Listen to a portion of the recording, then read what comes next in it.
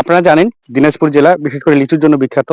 তো আমের চাহিদা দিন দিন বেড়ে যাওয়া এবং সেই সঙ্গে আমের উৎপাদন দিনাজপুর অঞ্চলে অত্যধিক হচ্ছে, যার কারণে লিচু বাগানের পাশাপাশি দিনাজপুর অঞ্চলের মানুষরা আম চাষের দিকে ঝুঁকে পড়তেছে।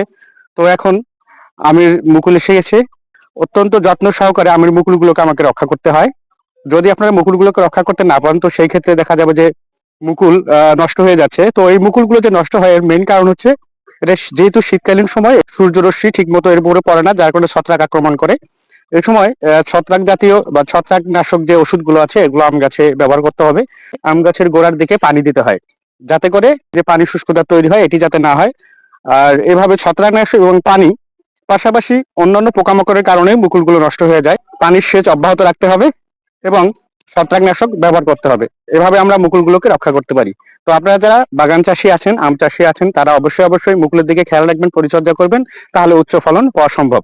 আদারওয়াইজ এই মুকুলগুলো নষ্ট হয়ে যাবে, আমরা পরিশেষে আম পাবো না। আপনারা সবাই বিষয়টি গুরুত্ব সহকারে দেখবেন। সবাই ভালো থাকবেন, সুস্থ থাকবেন এই প্রত্যাশায় আজকের মতো এখানে শেষ করতেছি। আল্লাহ হাফেজ।